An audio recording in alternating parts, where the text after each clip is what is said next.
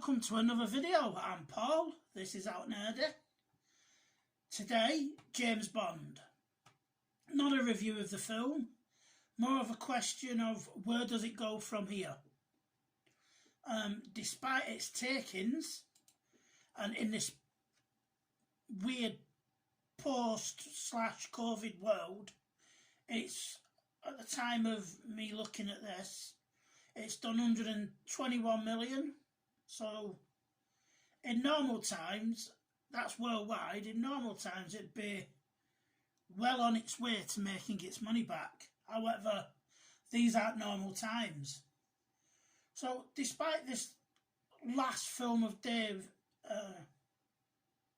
Daniel Craig being quite popular,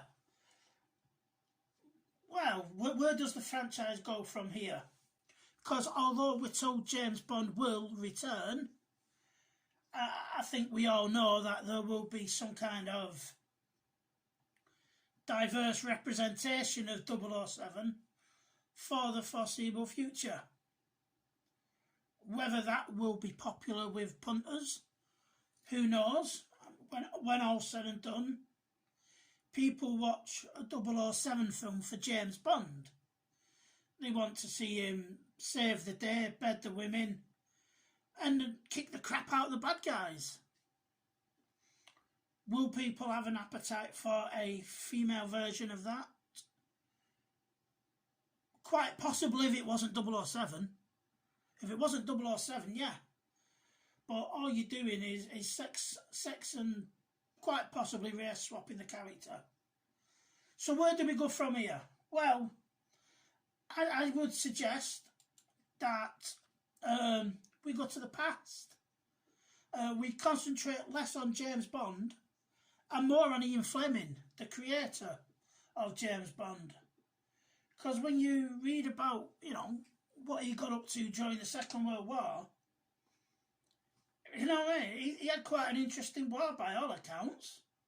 In May 1939, he's recruited by Rear Admiral John Godfrey, Director of Naval Intelligence, as a personal assistant.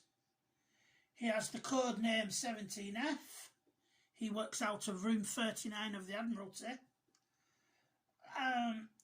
He gets promoted to Lieutenant Commander in July 1939. And when you read more about what's been released about his war, it's quite fascinating. He has a plan called Operation Ruthless, which is to obtain Enigma codes, but obviously the plan doesn't get carried out, just due to it just generally wouldn't work. In May 1941, he goes to America. He meets Colonel Wild Bill Donovan, comes along with the blueprint of the Office of Strategic Services, the OSS, which later becomes the CIA. He's put in charge of Operation GoldenEye between 1941 and 1942, which was a plan to maintain an intelligence framework in Spain if Germany had taken over the country. There's lots, there's a couple of films. There's a film right there, perhaps. It won't be the action-packed blockbuster like a normal James Bond film, but it's something along the lines of The Catcher Was a Spy. In 1942, Fleming forms a unit known as 30 Commando or 30 Assault Unit, composed of specialist intelligence troops. The job was to gather intelligence on, whatever they could, really. They'd go in with advancing forces, and the job was to seize enemy documents. And it's, how many films have you got there? It's said that he doesn't fight in the field with the unit. He plans and prepares it. But, do you know what I mean? You've got so many films there that you could, you know, just on the creator of James Bond, you know, in March 1944, Fleming oversees the distribution of intelligence to Royal Naval units in preparation for Operation Overlord. There is so much untapped resources, I think regarding what could be the future, you know, a slight detour, but the future of the Bond franchise. Hell, why not even just ship Bond back in time to World War II? Yeah, he was principally a Cold War spy because that's when the books were written, but we've brought him into a post-Cold War world.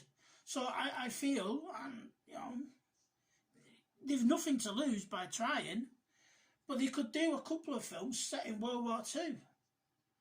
Let's see James Bond go on a commando raid. Let's see James Bond undercover as a spy in occupied Europe. You know, there's just so much to pick from.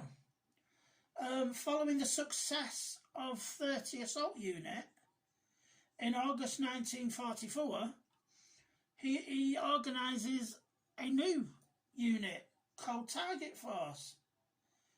Their job is to guard and secure documents, persons, equipment with combat and intelligence personnel after capture of large towns, ports, etc. in liberated and enemy territory.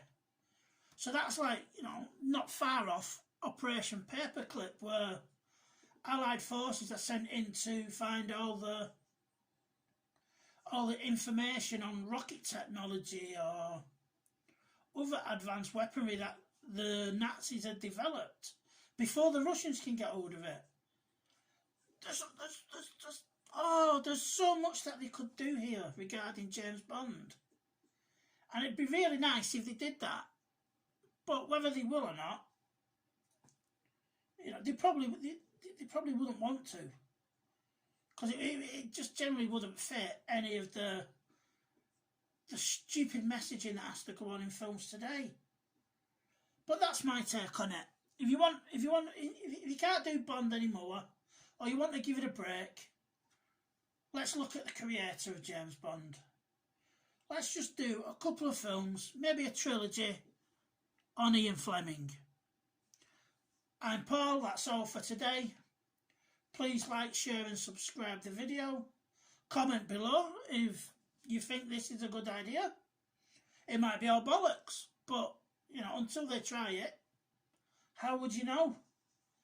You can find me on Instagram and Facebook under OutNerdy, the same title as this episode. And I'll see you again soon.